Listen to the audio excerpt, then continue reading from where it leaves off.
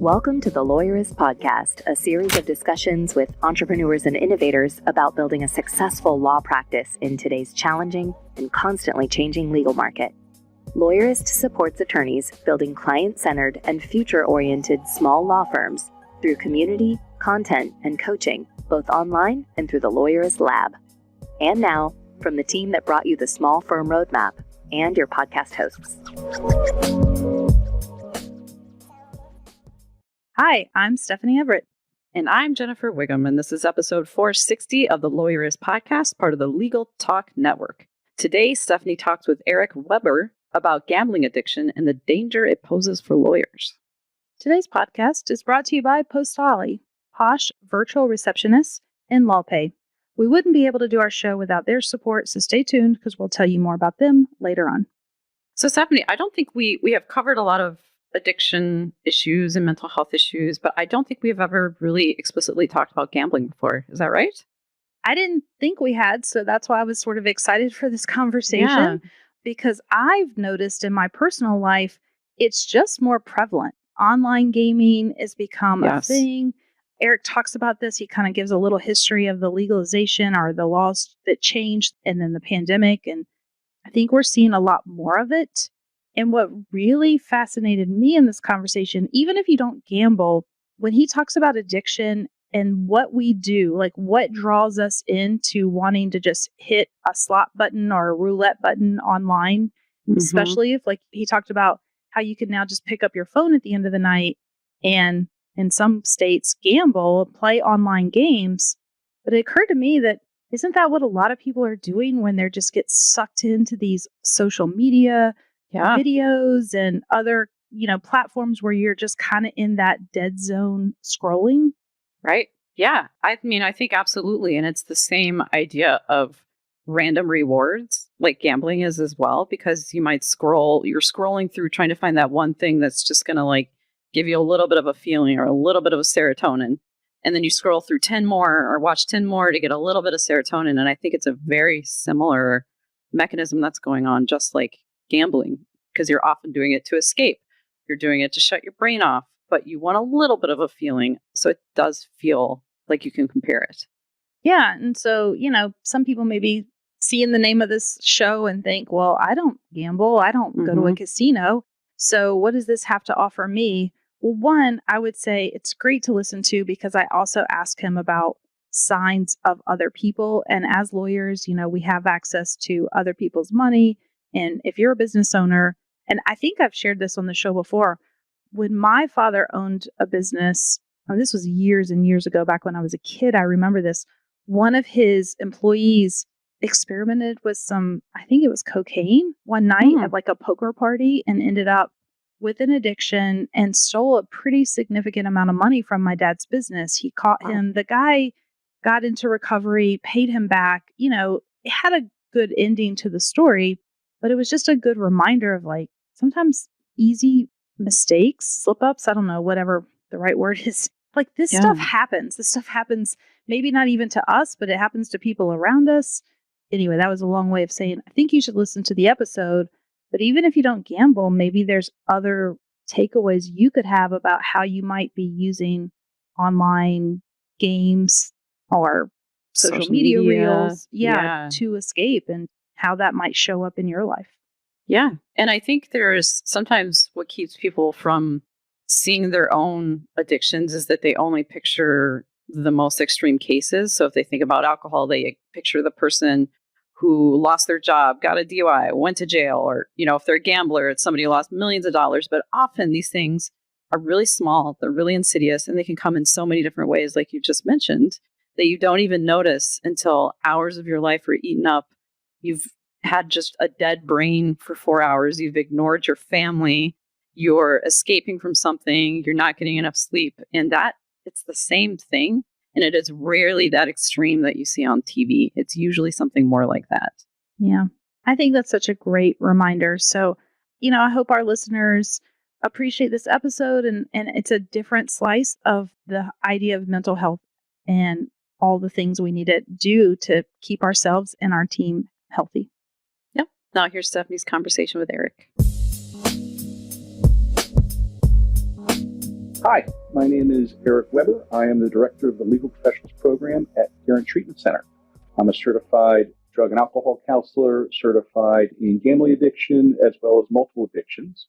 I am principally a counselor here at the center. I've been here for about 16 years, and since 2016 have been specializing in treating lawyers as well as executives. So I'm happy to be here today and appreciate it. And obviously, we're very happy to have you. This is a topic that doesn't go away. We continue to need to talk about addiction and mental health problems that our profession is really struggling with.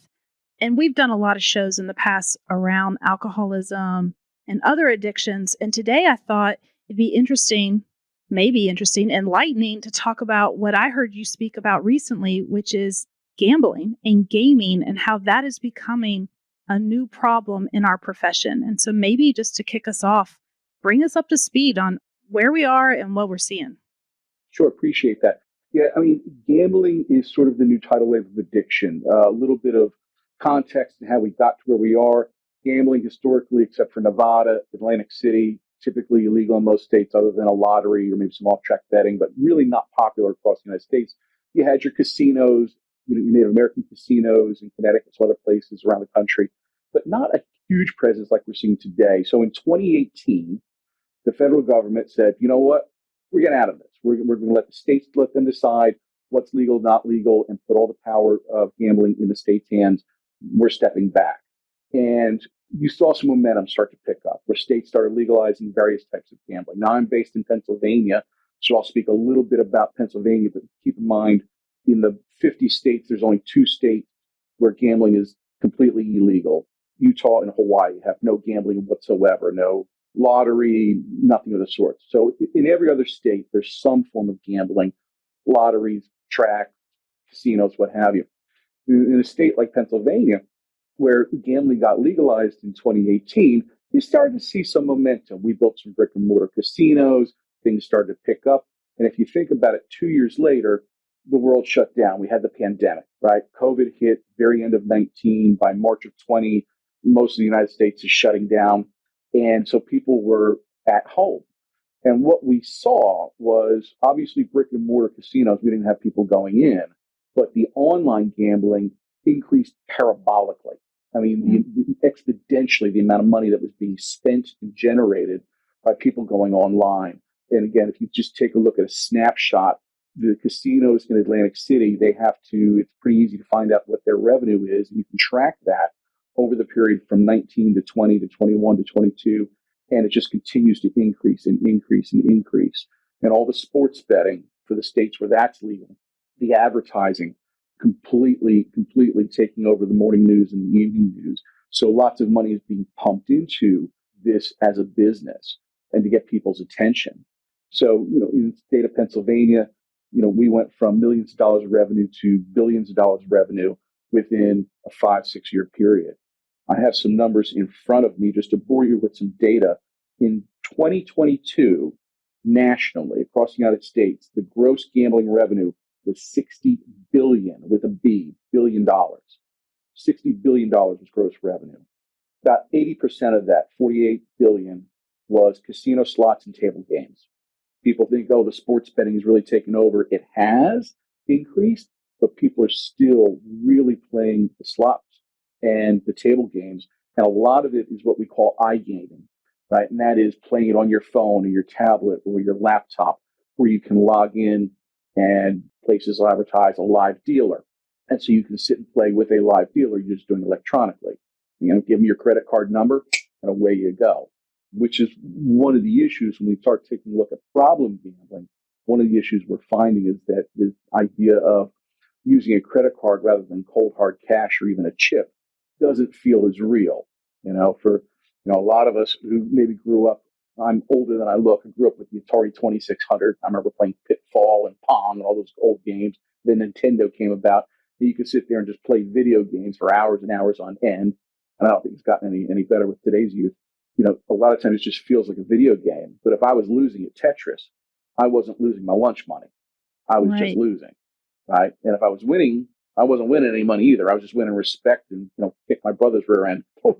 We were wasting summer afternoons away. This phenomena that we're seeing, where gambling has accelerated tremendously in the past 5 years, I'd say across the country, in some areas more than others. We're seeing, obviously, if more people are gambling, more people are needing help. And so that's where we sort of get into, what does this look like as far as a social impact? What is the impact on society? Is this a public health hazard? Taking a look at some of the nuances, like should we be advertising gambling during a sports event? There's been some debate about that. In fact, in some countries, I want to say in Spain and a couple other European countries, they actually made it illegal for anybody to advertise gambling during the game. They say, you know what, this is not going to be good for folks. We're just not going to do that. You can advertise the gambling before and after, but not during. They consider it a public health hazard. Well, my husband and I've noticed, we like getting up and watching the sports shows. We watch ESPN and we'll watch the NFL game day. And I think we're actually going to have this episode air around the same time as the NFL gets fired up for this season. And now there's a betting segment in the ESPN, or, I say in the ESPN shows, but I'm pretty sure it's there. It's in all the shows now. Like if you log on or you watch a TV show, there's going to be an analyst that comes on and tells you about today's lines and all these things, like things that I don't even comprehend. I remember remarking to my husband recently, like, when did this start? When did this become so normalized and popular that it's now a part of every one of these sports shows? Yeah. And to your point, do you know what you're listening to? It's a little like watching a very, advanced financial news program being like, I know you're supposed to buy low and sell high when we're talking about stocks. Past that, I have no idea what these guys are talking about, but let me get my wallet out anyways and try this. And so it's kind of interesting. And, for most folks, the act of gambling is not going to be a problem. The vast majority of folks who gamble, they're not going to have an issue. They're going to have a set limit they go to the casino with, or that they have in their account. They're going to watch football, and they're going to say, look, I got $20. I'm going to make $4 or $5 bets, and just to have fun. Just to, it's one of the taglines for one of the betting houses, get skin in the game. Mm. And for most people, it's going to be entertainment. As you and your husband are sitting there watching that, you're going, I wonder what the handle is. And you Google it because you got your laptop there, and you Google, oh, the handle, that's the amount of money that's actually being bet going across one space to another. Okay, that's kind of interesting. What is an over-under? I don't know. Let's look that up. What does it mean to parlay? All these terms, you say, okay, I'm going to start to learn something about this. Again, I don't think it's necessarily a bad thing. We won't get into the morality or the ethics of it. That's not my place. But I think it's interesting to note you are going to have a certain percentage of the population who is going to struggle with addictive tendencies and addictive behaviors. And that is going to be problematic for those folks who just want to be able to watch a football game. It's like seeing all the beer commercials if you're an alcoholic. Gee, I kind of want a beer now. Why don't we have cigarette advertising on the side of racing anymore? Used to have the Marlboro car in Formula One, big red and white car. Don't see that, right? You can't advertise in magazines or on television. I don't think still advertise in magazines, but on television, you don't see cigarette commercials on television because they figured that's probably not a good thing to advertise. So it's sort of interesting, the impact that it'll have in society. You're noticing it now. There's a whole segment, and what does that do? And I guarantee it's going to increase viewership or at least viewer response to that programming. Yeah. So, why as lawyers should we be concerned or thinking about this or even aware that this is becoming more of a problem? Again, I want to give some backdrop. If we go back to 2016, in fact, I have the article in front of me, did a little research, pulled out the article. 2016, American Bar Association, along with Hazelden and Betty Ford Foundation, they basically sponsored a study, 12,000 lawyers across the United States. A lot of people are familiar with this. Patrick Krill really did a great job. He and his colleagues did a great job of this. And basically what it highlighted and what it demonstrated was what people knew anecdotally for a long time, is that drinking is a huge problem in the legal profession. Addiction is a huge problem. We're talking 3 times the alcoholism rate as the general population. Increase in depression, increase in anxiety. And the study was repeated in 2021 when Patrick put out another study about attrition and gender, but built in there the questions about alcohol use and drug use. Again, brilliant work, reaffirmed what we knew. And I have in front of me the 2023 American Lawyer magazine study that just came out in May. And the statistics, again, are the same. 71% of attorneys are reporting having anxiety. That's a lot of anxiety, right?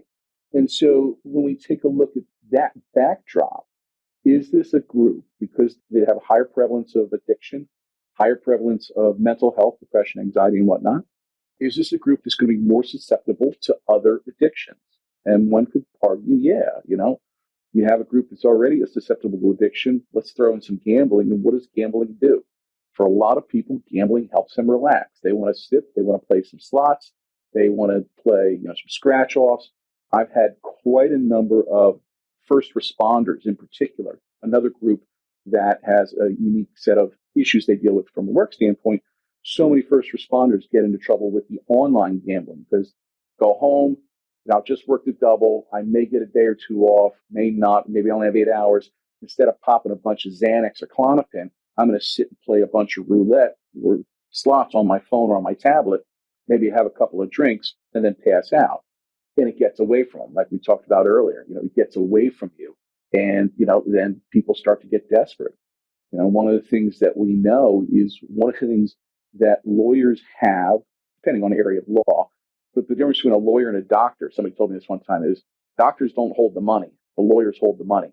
And so there's always that propensity of, oh, look, I got this over here. It's in my care. If I move a little over here and move it back, nobody's going to know. We do have case studies where lawyers have gotten in trouble, embezzlement. I mean, it's a very dangerous area. And as somebody who's in an active addiction, it can be tempting. It can be a very scary place to be. And most people, when they get into trouble with gambling, don't want to talk about it. People don't want to talk about, hey, I'm hooked on drugs. People don't want to talk about I'm drinking too much, although they may because it's a little more socially acceptable.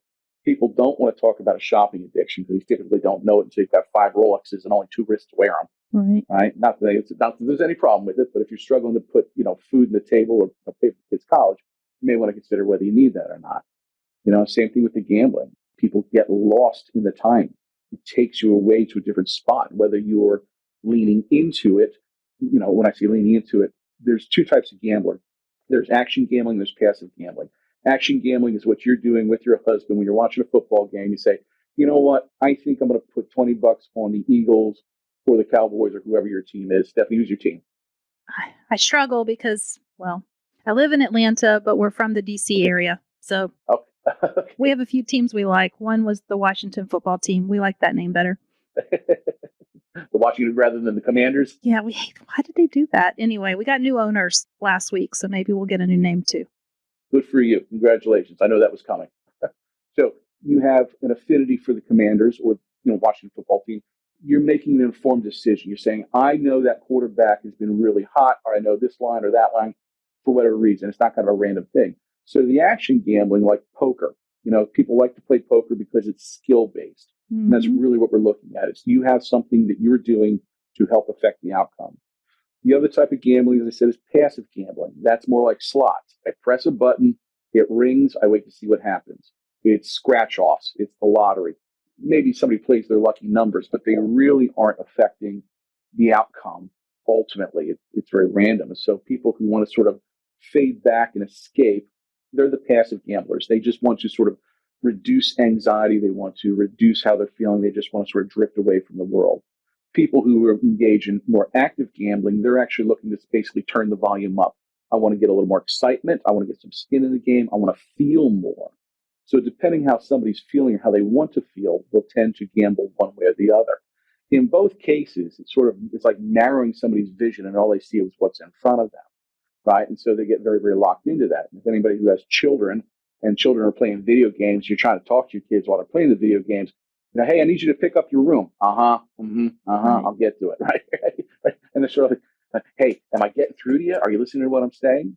And, and gambling can be much the same way. And so if you have somebody who's struggling with it, then again, coming back to the attorneys, making this very lawyer-centric, you have a group that is more prone to addictive tendencies in the general population. I think there needs to be a concern, especially if that particular lawyer has access to money, that maybe not be theirs, a trust or whatever, probate, whatever, they're working in. It's a risk in a lot of ways. Yeah, no, for sure. Well, let's take a quick break, hear from our sponsors. When we come back, I want to shift the conversation slightly to what we do next with this information. The Lawyerist podcast is brought to you by Posh Virtual Receptionists. As an attorney, do you ever wish you could be in two places at once? You could take a call while you're in court, capture a lead during a meeting, or schedule an appointment with a client while you're elbow deep in an important case? Well, that's where Posh comes in. Posh is a team of professional, U.S.-based live virtual receptionists who are available 24/7, 365. They answer and transfer your calls, so you never miss an opportunity. With Posh handling your calls, you can devote more time to billable hours in building your law firm, and the convenient Posh app puts you in total control of when your receptionist steps in. So if you can't answer, Posh can. And if you've got it, Posh is always just a tap away. With Posh, you can save as much as 40% off your current service provider's rates. Even better, Posh is extending a special offer to Lawyerist listeners. Visit posh.com/Lawyerist to learn more and start your free trial of Posh Live Virtual Receptionist services. That's posh.com/Lawyerist. And by LawPay. Don't be the last to discover why the legal industry is raving about LawPay Pro.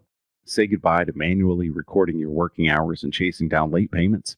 Accurately track time, reclaim billable hours, and get paid faster with all the billing and invoicing features you need in one easy-to-use tool. Plus, plans start as low as $19 per month per user. Visit www.lawpay.com/Lawyerist to learn more. And by Postali. At Lawyerist, we know marketing is an essential piece of a firm's growth strategy. While marketing may be on your radar, the branding process is often glossed over. Our partners at Postali can develop your law firm brand. Postali is a full-service marketing agency working with attorneys nationwide. Their team will guide you through an exercise and then deliver a blueprint that powers your firm's internal operations, visual identity, and marketing efforts. Branding is more than just a logo and color palette. Taking the time to define your target audience, vision, and core values will ensure that you have a well-aligned internal team ready to help you set and achieve your growth goals. Visit postali.com/branding to get started. All right, so I'm back with Eric. We're talking about the newest. I mean, it feels like the newest. It's probably been around a long time, but maybe it's the fastest growing area of addiction, which is gambling. And now we're seeing it with all this online gaming. It totally makes sense to me because I've just noticed it in my life, even though I don't do it. And I'm kind of curious, first, how does this compare, if that's the right way to talk about it, to an addiction like drinking or drugs? Because there could be some people who are sitting here listening right now saying, well, is it really that bad? Or how bad is it? And maybe there's no way to compare, but I'm just kind of curious how you would answer that question. Sure. The comparison, and I won't get too technical on it. Somebody says, well, what is addiction? And I'll give you addiction in just a very short blurb. Addiction properly is a dysregulation of the limbic system, which is the midbrain. It's a dysregulation of that particular system where, in the presence of a mood-altering chemical or behavior, certain neurotransmitters, dopamine, serotonin, glutamate, some other stuff I can't spell or pronounce, gets dysregulated. It isn't within a baseline or within an area of moderation. And somebody feels like obsession and the compulsion where they have to do this, have to do more of it. They build a tolerance to it, right? There's a withdrawal period. All those are the same across all addictions, whether we're talking about alcohol, drugs, pornography, sex, shopping, gambling. The nuances may look different. The withdrawal may look a little different. There's the argument about THC. Cannabis is another big topic I'm talking about a lot recently. Is it addictive, not addictive? But what about the withdrawal? And the withdrawal may look different from cannabis because of the way it interacts in the body, but there is still withdrawal nonetheless. So when we take a look at the similarities of gambling to, say, alcohol or drugs, affecting the same part of the brain, different type of stimuli, it's a behavioral thing insofar as rather than ingesting it, but still affecting that limbic system and the dysregulation of the dopamine and serotonin. I think where it differs, and this is where I think for me as a clinician, and I train other clinicians, really being specific about what constitutes gambling, when is it problematic. You give somebody a beer, you give an alcoholic a beer, and he's holding it or she's holding it in her hand, and kind of bring it up to their mouth. Have they relapsed yet? Have they really used yet? And we could argue no. Some people would argue yes. Argue no. You've not ingested the pill or the drug or the drink. Have you really gone there? The interesting thing with gambling is as soon as I start making bets in my head, I'm gambling. I don't need to ingest anything. I don't need to say anything. If I sit here and think, okay, I'm thinking, I bet you I can get Stephanie to laugh in the next 15 minutes. If I can, I win. And we're just going to go through the conversation, Stephanie. I'm going to say something funny. You're going to chuckle, and I'm going to go, got it. I just won. And so gambling is a little unique in that it's very insidious, absolutely in between my ears. That's where it's happening. Obviously, most gamblers are going to just go, no, I'm going to bet $1. I'm going to bet $5, $10. I'm going to bet you your car. I remember being a little kid, middle school age, 6th grade, and we were betting for eraser heads off our pencils, right? Mm. I didn't need another eraser, but I got yours. That's what makes me feel good, right? I don't need another one, but I want yours. And there's sort of another interesting impact of gambling for a lot of problem gamblers. A lot of times it's about the identity and the ego boost. So part of gambling treatment is talking about who somebody is once they give that up and really going through a very significant grief and loss process. I'm getting a little bit into the treatment end of it, but it's a significant piece that we need to pay attention to. I need to pay attention to as a clinician. And we do that with chemical dependency as well. Somebody puts down the drink and you say, look, do you feel like you're the same, better, worse? I'm no longer the drunk, funny guy. I'm no longer doing Animal House impressions. Can I still be funny at dinners? Can I still be funny with my family? So there's a little bit of identity piece there, but it's very pronounced with gambling addiction. And that's where it's not necessarily different, but it's more enhanced. And all the work I've done in my training is we need to pay attention to that, how somebody feels about themselves, because ultimately, a lot of times that's what it is. For a lot of my problem gamblers, the money is indicative of what they really feel. And say, what does money mean to you? It's a question we ask. And I get some really interesting answers to that one. I get that interesting answers no matter who I ask that to. But with the gamblers, it's really about a measure of a spike in their ego and if they're losing a drop in their ego. I mean, it's much more of a spike and a drop than say you have your Commanders. I'm going to bet you I'm near Philadelphia, so I got to be an Eagles fan by default with Lee Green. I bet you $20. Hey, look, I got Stephanie's $20. Whatever, not a big deal. You bet $20, you win. You're like, ooh, all right, that's good. But it's not that huge spike that you're going to see in somebody with a problem. Yeah. Couple of questions. I guess first is, it seems to me like it would be harder to recognize. So if I have a business partner or colleague or friend, and I'm worried about them, with other types of addiction, I mean, drinking is probably the easy, it seems like it might be more visible. It might be a little bit easier for me to pick up that there's a problem or at least something that I should be aware of and ask some more questions. This feels very hidden to me. And I'm just kind of curious, are there things we should be looking for or noticing, or is it just more general behavior? Like what do we do? Great question. And a tough one as well. I mean, look, unless it's just because I'm staying up late, you're not going to get the puffy face and the blurry eyes and some of the other physical stuff if somebody's doing opiates or doing cocaine. Gambling's not going to give you a nosebleed unless you're doing it at altitude you're not used to. So there is some challenges with it. And unless you are intimately involved with the person, to be able to see the bank account, which is probably the number one thing we see is the bank account. Time spent, but it's so easy, pick up a phone and everybody's always looking at an email or a text while I'm checking the lines. So it can be very difficult to detect until it's really far down the line, until it's really progressed and somebody is in a deep, dark hole because they feel so terrible about themselves when they've lost a tremendous amount of money. They're looking for a bailout. They're looking for a way to cover the losses, and whether that's based on credit cards, personal loans, embezzlement. I mean, you can get pretty deep pretty quick. But it is difficult to spot, unlike somebody who's plainly hungover because they've been drinking too much or they come into work inebriated. You hear the pills rattle around in their pocket. They're always going to the bathroom. They've got white powder on their nose. Those are going to be a little easier to see. The erratic behavior. Now, when somebody's really losing in gambling and really struggling, the erratic behavior, you might start to see some of that erratic behavior, but not like when somebody's on cocaine or doing too much Adderall. You're going to see much more erratic interactions with their colleagues and their peers. Yeah. And obviously, lawyers' access to money, you've mentioned it a couple of times, but that's got to be a real concern. I mean, we do have access to other people's money. We're trusted with that. And I could see where people think to themselves, like, I can get out of this. I can work my way out of this. Maybe it through. Like, I know I wouldn't personally bet on the Commanders for anything. So this was a terrible example to use during this episode.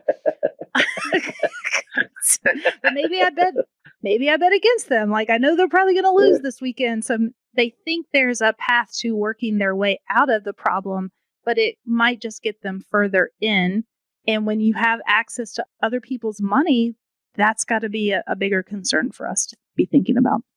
Absolutely. And look, desperation makes human beings do things they wouldn't normally do, being polite about it. Desperation is a powerful catalyst and motivator to really irresponsible and crazy stuff. And to think you can get away with it, let's face it, not blowing sunshine up anybody's butt, but if you're a barred attorney, if you're a licensed attorney, you're smarter than the average bear. To get into law school, get through law school, get out of law school, and pass the bar, you can't be a dummy. I know there's some lawyers out there going, no, I know some dummies. But for the general, you're working with very smart, resourceful, strategic people, which is great because I want my lawyer to be smart, strategic, brilliant.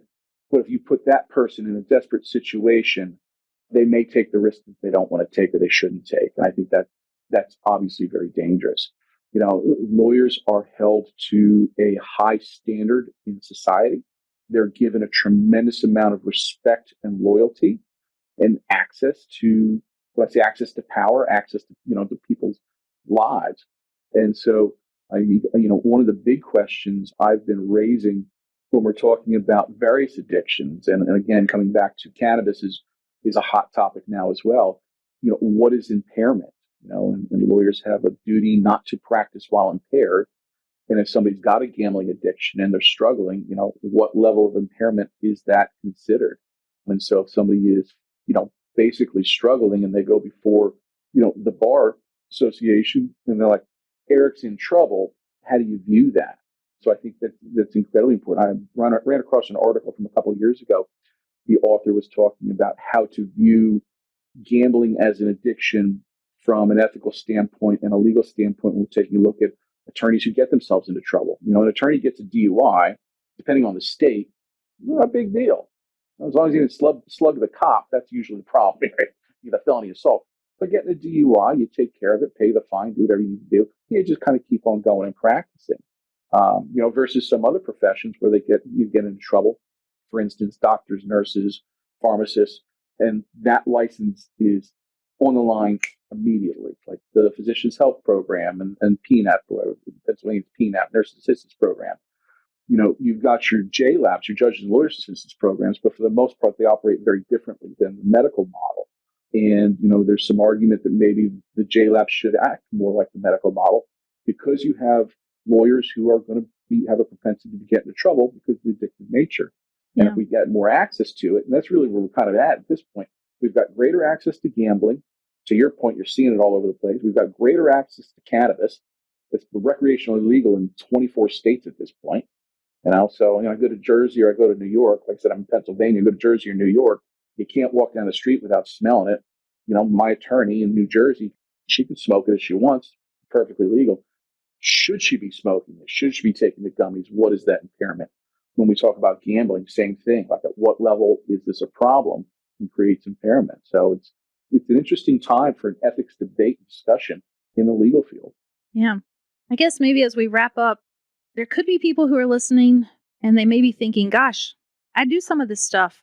What would you have them think about, or what should they be asking themselves to know when it really is a problem? Because like you said, there are people who can do this. I'll go to the casino with my husband every once in a while. I mean, once every 6 months, and we go in with my little $400 budget or whatever it is. I'm very frugal, and it's in cash, and I'm like not taking my credit cards or my ATM. And when it's gone, and my experience is over. My whatever entertainment value is over. But obviously, there are people that's not what they're doing, and so what do you tell people that are listening that might be thinking about where I am and when should I get help, or at least start asking some more questions? It's a great question. I think there's two places that I would consider, like just right off sending somebody if they're even considering it. The first is your state JLAP, Judges and Lawyers Assistance Program. Every state has one. It's completely anonymous. You call up and say, hey, heard this crazy guy in a bow tie talking on a podcast, got me thinking, I may need to talk to somebody. Can you make a referral? and they can anonymously make a referral to a counselor or to a clinician to just open that conversation, to just say, hey, where are we at? The other great resource is 1-800-GAMBLER. It's, national hotline, call up. By the way, they're busy these days because people are calling up. You call up and say, hey, look, I'm curious, what are some resources? So if that happens in Pennsylvania, there's a number of us, I say a number of us, there's actually a listing of people who are certified in gambling addiction that they can refer to somebody. If somebody's in my general area, they can refer to me and I can see them. They can come in and just have a conversation, do an assessment. My job isn't to get more people in. My job is to help people decide kind of where they're at, what kind of help they want. And I think having that conversation can be a very healthy thing. And to your point, I don't want to villainize gambling. Gambling is an activity. Drinking is an activity. Gambling is an activity. Sexual relations is an activity. In itself, not a problem, part of human behavior. It's when it gets out of control that's my realm. And so I think the statistic at this point is in the general population, 1% to 3% are going to have a gambling problem. It's actually lower than alcohol and drugs. It, for whatever reason, tends to not hook people like the chemicals do and some other things do. We're seeing that as a pretty steady rate. In Pennsylvania, at least, we're seeing it as a steady rate. We're still at 1% to 3% of the total number of people who are gambling. Now, we've increased the number of people gambling, so the number of people who need help goes up, but the rate is the same. And so 97% of the folks are going to do exactly what you're doing, responsible gambling. They're going to take $100, $200, $10,000. I don't care, whatever your paycheck is. Go have a good time, or go bet on the Eagles game or the Falcons or the Commanders, God bless them, and, enjoy themselves as they should. That's, God-given right and what we do. I think it's that 1% to 3% that may struggle, or a slightly higher percent that kind of teetering. Call up 1-800-GAMBLER, call up your JLAB, and just ask the questions. Get a good, solid assessment, somebody you can talk to, and kind of start from there. Yeah. And I think it's just a good reminder, these conversations, we like to have them often because our audience is our law firm owners and they employ people. And I think just even being aware of the anxiety levels that our profession has. And I know a lot of these studies point to lawyers, but don't be fooled, people. It's your team is stressed out too. Like everyone in your office is having to meet these deadlines and client expectations and solving really hard problems. And it really is an industry problem. And so we just have to keep mental health awareness at the top of our mind. And I think as employers, we have to be aware of what we're offering to our team and what we're doing intentionally to keep our teams truly healthy, which means their brains, and that they have good resources available to them. And there's so many different ways we can approach these problems. So I'm just really thankful, Eric, that you joined us today to talk about this, because I don't think it's always on people's minds. And it's just one other layer, right? One other aspect of good mental health that we need to keep in mind as we're thinking about supporting ourselves and each other to just be good, healthy humans. So I appreciate that. And I'm thankful to be here. I appreciate the invite, and hopefully this is helpful for anybody listening. And, again, if you even just think you might have a problem, reach out, use the resources. They're all anonymous. Your license isn't in danger. People are there to help. So I don't think it's funny. I treat a fair amount of patients each year, and the majority of the lawyers I'm treating don't really know what the JLAP is. They really don't know what their lawyer assistance program can offer them. So with anything you're struggling with, whether it's addiction, mental health, financial issues, just about anything you may need, they're there. And if they don't have it, they can point you in the right direction. So, to your point, the help is out there. Just got to know kind of where to start. Perfect. And we'll make sure to put some of those resources in the show notes to help make it easier for people to find. And thanks so much, Eric. My pleasure. Thanks for having me. The Lawyerist podcast is edited by Brittany Felix. Are you ready to implement the ideas we discuss here into your practice? Wondering what to do next? Here are your first 2 steps. First, if you haven't read the Small Firm Roadmap yet, grab the first chapter for free at Lawyerist.com/book. Looking for help beyond the book? Let's chat about whether our coaching communities are right for you. Head to Lawyerist.com/community/lab to schedule a 10-minute call with our team to learn more. The views expressed by the participants are their own and are not endorsed by Legal Talk Network. Nothing said in this podcast is legal advice for you.